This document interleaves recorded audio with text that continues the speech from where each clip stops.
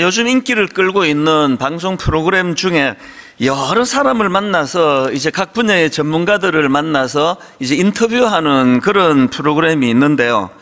지난주에 우연히 제가 그 프로를 봤는데, 이혼 전문 변호사를 초대해서 인터뷰를 하는 겁니다.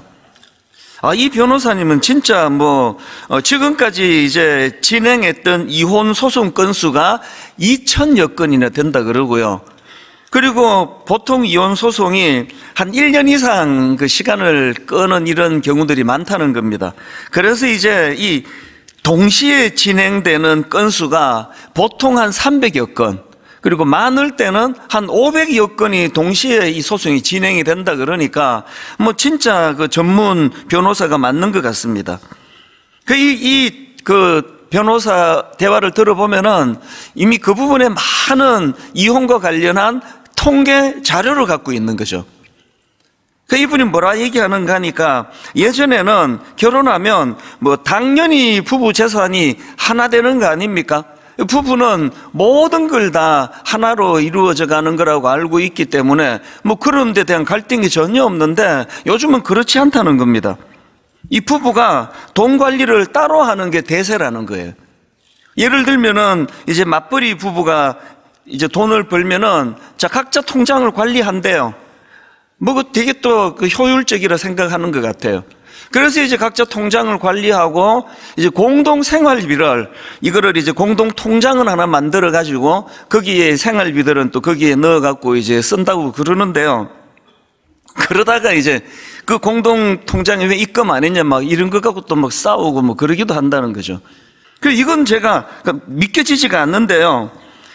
이제 명절이 되거나 이러면 이제 양가 부모님에게 이제 선물을 드리잖아요. 선물을 구입하러 갔는데, 예를 들어서 이제 남편 부모님의 선물이 아내 그보다 더 비싸다.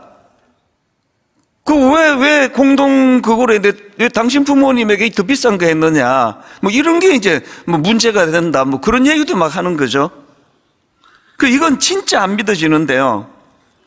이제 양가 부모님에게 명절에 인사하러 갈 거 아닙니까? 인사하러 가는데, 지금 이제 예를 들어서 이제 다 이거 예를 든 겁니다. 이제 처갓집으로 간단 말이죠.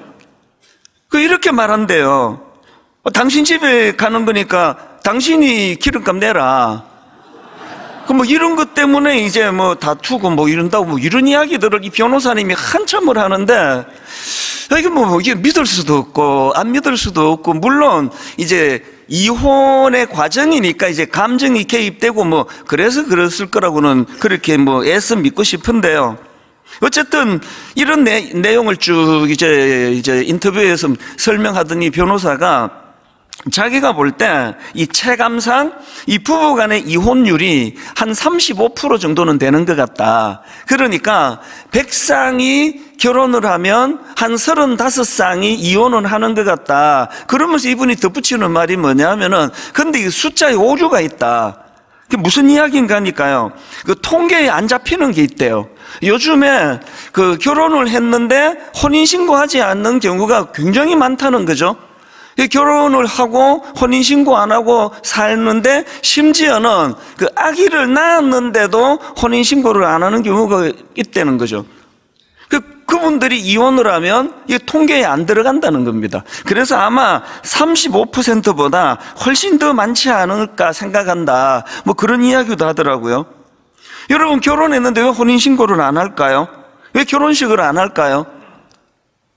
물론 경제적인 이유나 부득이한 어떤 사정 때문에 그렇게 할 수 없는 경우, 그걸 우리는 함부로 판단하고 정죄하면 안 된다고 생각합니다. 그러나 다 아시잖아요.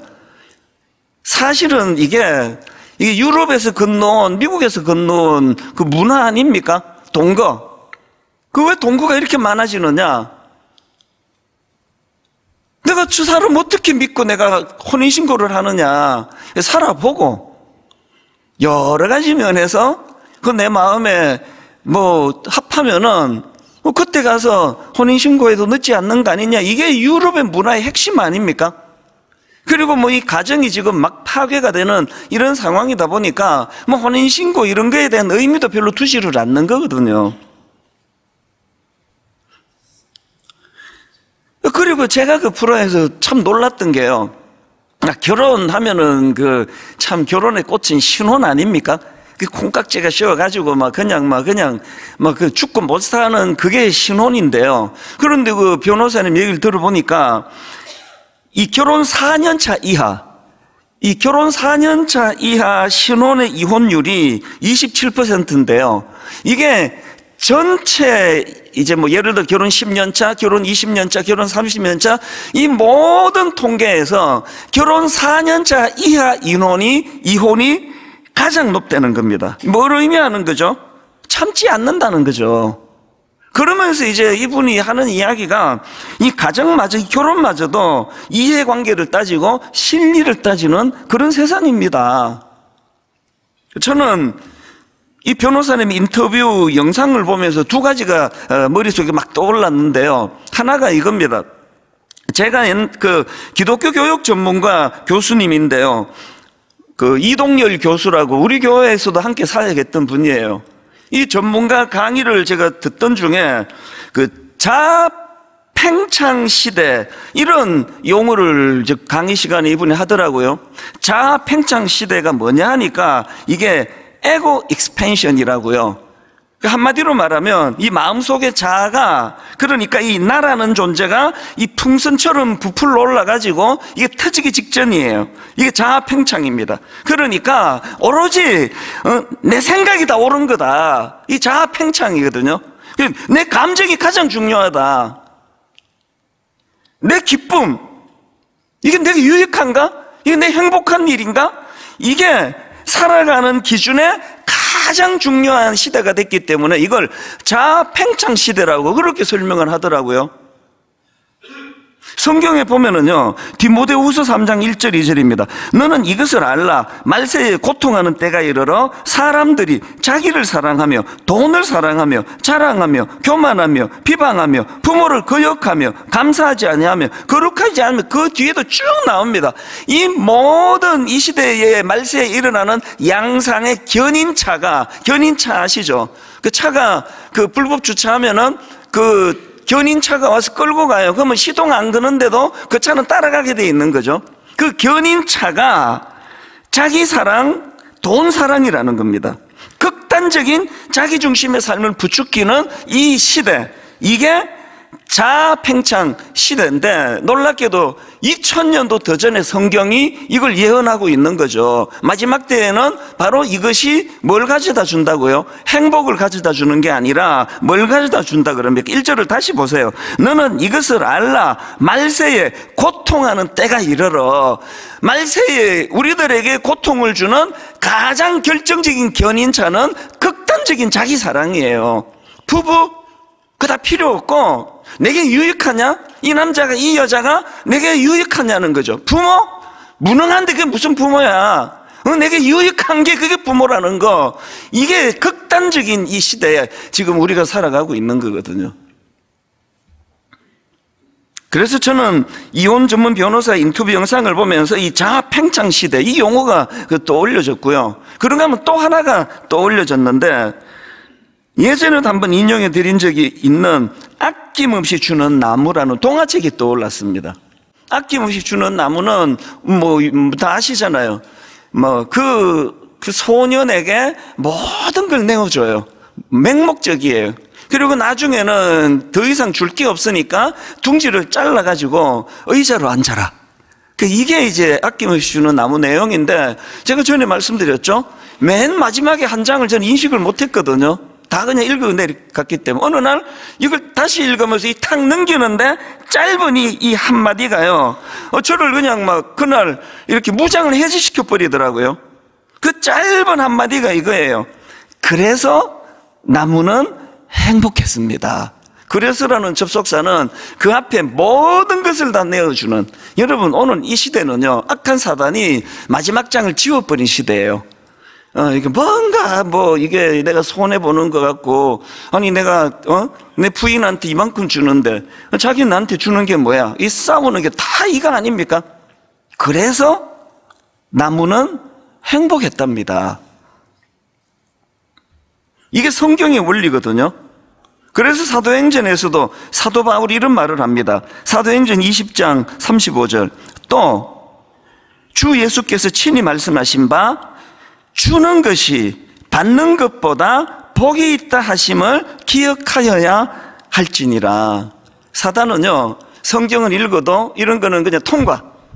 니한테 별로 유익하지 않으니까 이거 그냥 넘어가. 이게 참 이게 뭉클한 게요. 이 이론이 아니고 사도 바울이 그 에베소 교회에 참 모든 것을 다 쏟아부었던 그 에베소 교회를 이제 떠나는 겁니다. 예루살렘으로 떠나기 전에 정들었던 그 장로님들을 다 청해가지고 한 말이에요. 그러니까 내가 정말 이 에베소 교회를 위하여 모든 걸 다 쏟아부었는데 이게 내게 행복이더라. 당신들도 그렇게 살면 좋겠다. 이 권면이거든요. 그래서 바울이 이런 권면도 합니다. 고린도전서 10장 24절. 누구든지 자기의 유익을 구하지 말고 남의 유익을 구하라. 저는 은퇴식 안 할 거니까요. 은퇴 예배 없거든요. 그러니까 저는 항상 내 마지막 예배를 떠올려요. 그래서 예전에 그 일만수도 파수 운동하기 전에 오후까지 예배를 드릴 때도 종종 이 오후 예배를 마치면 제가 이런 생각을 했습니다. 오늘이 내 마지막 예배라면 나는 이렇게 설교하면 좋겠는데, 사랑하는 여러분, 부족하지만 제가 분당 우리 교회를 위하여 아낌없이 내 모든 것을 다 부었습니다. 그리고 그것이 저에게 행복을 가져다 주었습니다. 여러분들도 이 원리를 잊지 마시기를 바랍니다. 이렇게 설교하고 제가 은퇴를 할 수만 있다면 이게 얼마나 행복할까, 그런 생각을 해보는 거거든요. 여러분, 이 마지막 때에 사람들은 자기를 사랑하고 돈을 사랑하는데 이런 극단적인 자기 사랑을 부추기는 시대. 이혼해버려라. 너 그러고 왜 참고 사니? 그 남자가 그 여자가 네한테 이것밖에 안 해주는 시대에 그냥 헤어져. 혼자 사는 게 훨씬 나아. 이런 것들을 부추기는 이런 시대이기 때문에, 그래서 항상 내 생각만이 옳은 거죠. 항상 내 감정이 가장 중요합니다. 오늘 예배 드리러 온 거, 영어로 예배가 서비스라는 건 아시죠? 이건 우리가 하나님께 드리는 거예요. 그런 거 다 필요 없고, 저 목사가 얼마나 내 기분에 잘 맞는 설교를 하느냐, 이게 굉장히 중요한 거 아니에요? 여러분, 은혜 받았습니다. 이게 다른 말로 오늘 내 기분이 좋아졌습니다. 그거 아닙니까? 진짜 그거 아닙니까? 이게 오늘 우리 시대이기 때문에, 그래서 제가 지난주 설교를 통해서 로마서 12장 2절, 너희는 이 세대를 본받지 말고, 그래서 이런 것들을 부추기는 이 시대는, 이거는 우리에게 고통을 가져다 준다. 그래서 이 실패한 모델이라 그랬잖아요. 유럽이, 미국이 가져다 준 이 문화가 이혼을 급증하게 만들고 부모 자식도 없게 만들고 거기 거래 관계로 만들고, 원래부터 우리 예수 믿기 전에 우리나라도요, 유럽처럼 안 그랬습니다. 모든 걸 희생하고 다 내어주고, 이게 부모의 모습 아니었냐고요. 그리고 자녀들은 그 부모의 사랑을 사랑으로 알아 눈물로 효도하던 그런 시대, 이게 다 어디로 가버렸습니까? 그래서 너희는 이 세대를 본받지 말고, 이건 그 실패한 모델인 이 세상 방식을 따르지 말고, 그런 뜻이라고 말씀을 드렸는데요. 자, 그렇다면은 대안이 뭐냐는 거예요. 그럼 그냥 따르지 말고 이런 소리만 하지 말고, 그럼 어떻게 해야 되느냐? 바로 그 대안이 1절에 나옵니다. 그 어떻게 해야 되느냐? 자, 1절을 보십시오. 그러므로 형제들아, 내가 하나님의 모든 자비하심으로 너희를 권하노니 너희 몸을 하나님이 기뻐하시는 거룩한 산 제물로 드리라. 여기서 제일 중요한 건 드리라예요. 그 수식어 다 빼고, 그 대안이 뭐냐? 극단적인 이기적인 시대에 대안은 드리랍니다. 드리라. 그래서 이제 그 비슷한 내용이 고린도 후서 5장 15절입니다. 그가 모든 사람을 대신하여 죽으심은 살아있는 자들로 하여금 다시는 그들 자신을 위하여 살지 않고 오직 그들을 대신하여 죽었다가 다시 살아나신 이를 위하여 살게 하려 함이라. 여러분, 이 극단적인 자기 사랑으로 몰고 가는 이 시대에 익숙한 우리에게 이런 권면은요, 손톱도 안 들어가요. 내가 이래서 내가 교회 가는 게 싫단 말이야. 드리기는 뭘 드려? 받아오기도 지금 부족한데. 아니 뭐 다시는 너 자신을 위해 살지 말라. 그래서 여러분, 기독교는요, 이 포스트 모더니즘 시대에 뭐 저 같은 목사들이 워낙 교회를 뭐 그냥 깽판을 쳐갖고도 문제가 많지만요, 그런 일 없다고 해도 이 시대의 기독교는 공공의 적입니다. 이게 자리 잡기가 어려운 종교예요. 그럼 어떻게 하면 되느냐고요? 그럼 기독교 이렇게 끝입니까?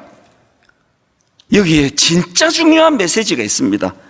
여러분, 아무리 시대가 바뀌고 아무리 세상이 바뀌어도 여전히 우리가 아까 너희 몸을 하나님이 기뻐하시는 그 산제물, 너희 몸을 하나님이 기뻐하시는 산제물로 드리라, 이게 전인격적인 표현이라고 말씀을 드렸잖아요. 이게 오늘도 가능할 수 있는 유일한 비결이 있다는 거죠. 언제 이 권면을 우리는 이행할 수 있는가? 그것도 1절에 답이 있습니다. 1절을 다시 한번 보십시오. 그러므로 형제들아, 내가 하나님의 무엇으로 권합니까? 모든 자비하심으로 너희를 권하노니 너희 몸을 하나님이 기뻐하시는 거룩한 산 제물로 드리라. 이는 너희가 드릴 영적 예배니라. 이걸 세번역으로 보니까요, 형제 자매 여러분, 그러므로 나는 하나님의 뭘 힘입어 권합니까? 하나님의 자비하심을 힘입어 여러분에게 권합니다. 공동번역에 이렇게 돼 있더라고요. 그러므로 형제 여러분, 하나님의 자비가 이토록 크시니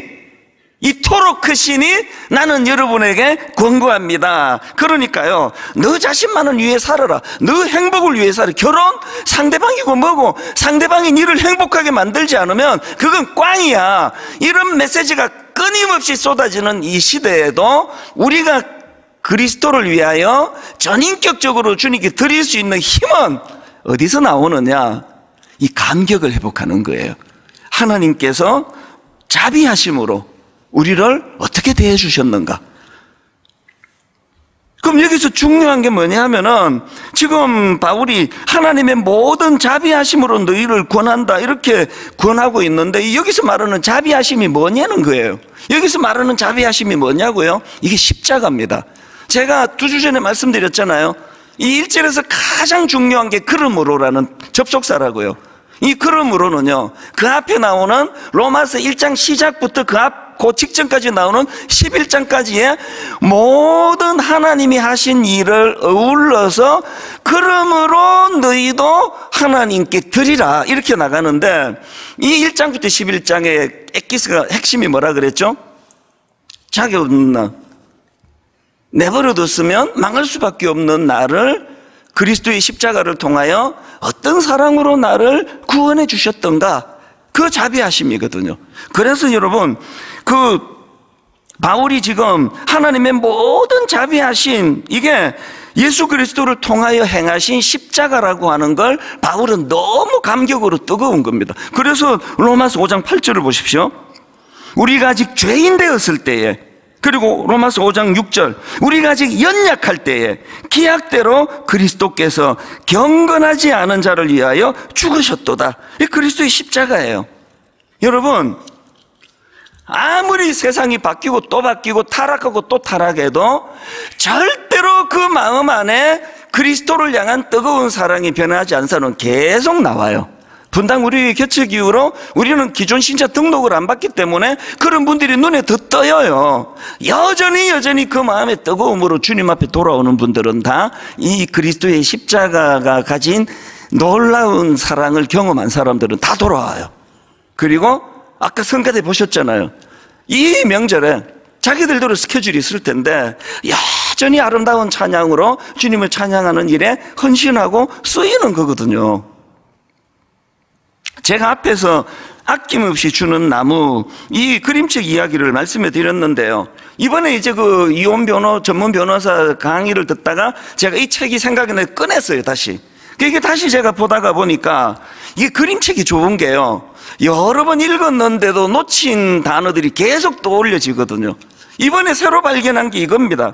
소녀는 나무를 무척 사랑했고, 나무는 행복했습니다. 눈물이 왈칵 쏟아질 뻔했어요. 소녀는 나무를 무척 사랑했고, 이 소년이 한 건 딱 하나예요. 그 나무가 자기에게 한 걸 알고 있었다는 거예요. 그래서 소년도 팔 하나 잘라가지고 나무에게 대갚은 게 아니고요. 그 나무가 자기에게 아낌없이 모든 걸 준 걸 알았기 때문에 소년이 한 건 간단해요. 사랑한 거예요. 이게 복음이에요. 하나님이 행복하신 조건 하나예요. 우리가 그것을 알아줄 때예요. 우리가 그 사실을 인정할 때예요. 소년은 나무를 무척 사랑했고 나무는 행복했습니다. 하나님하고 인간 부모가 거의 유일하게 닮은 공통점이 이거예요. 모든 부모도 자식에게 바라는 게 없습니다. 거의 대부분이. 그리고 알아주는 거. 소년은 나무를 무척 사랑했고 나무는 행복했습니다. 이게 복음이라니까요. 지금 바울의 감격을 한번 보십시오. 고린도후서 5장 13절입니다. 이렇게 고백합니다. 너무 벅차가지고 과장법을 구사해요. 우리가 많이 미쳤어도 하나님을 위한 것이요 정신이 온전하여도 너희를 위한 것이니 그리스도의 사랑이 우리를 강권하시는도다. 여기서 강권하시는 그 사랑은 십자가의 사랑이라고 말씀드렸잖아요. 세 번역은 더 와닿게 번역했더라고요. 그리스도의 사랑이 우리를 휘어잡았습니다. 그리스도의 사랑이, 그 감격이 바울의 모든 걸 휘어잡아 버렸어요. 다메섹 도상에서 자격 없는 나, 예수님을 핍박했던 나, 교회를 핍박했던 나, 이런 나 같은 것을 그리스도의 십자가 사랑으로 날 구원해 주신 그 은혜에 내가 어떻게 해요? 그리스도의 사랑이 나를 휘어잡았습니다. 이거 없이는요, 맨정신으로 이 시대에 누군가를 섬기는 일은 불가능합니다. 이런 의미에서 저희 어머니는 굉장히 독특하신 분이에요. 저희 어머니는 저를요, 교회에 내어주신 분이에요.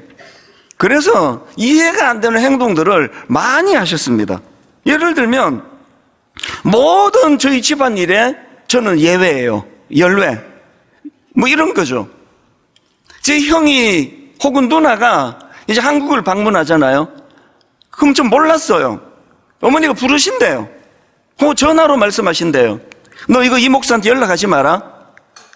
너 한국 간다는 얘기 이 목사한테 절대 하지 마라. 그리고 분당 우리 교회 근처도 가지 마라. 우리 형제도 대단해요. 그걸 또 다 순종을 해요. 그래서 몰랐어요, 다녀간 지. 더 놀라운 게 뭔지 아십니까? 저에게 제가 가장 힘들 때 참 눈물나게 제게 힘이 되어준 모든 형제가 다 그렇지만 더 유난히 힘이 되어준 누나가 있거든요, 제게. 근데 그 누나가 쓰러지셨어요. 그리고 이게요, 하나님의 은혜 아니고는 살 수가 없는 상황이에요. 이 뇌종양도 아니고 하여튼 이 뇌가 터졌어요. 그래서 이게 그냥 이건 돌아가시는 일이에요. 죽는 일이에요. 기적같이 살아났는데요, 놀라운 게 어머니가 그때도 말씀하셨어요. 이거 이 목사한테 연락하지 마라.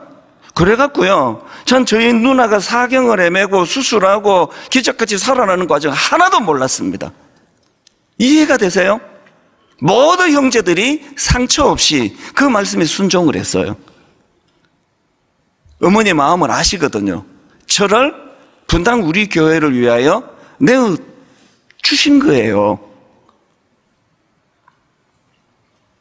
심지어는요, 제가 이제 신학교를 들어간 이후로 방학 때 이제 미국으로 안 간 적도 많고요.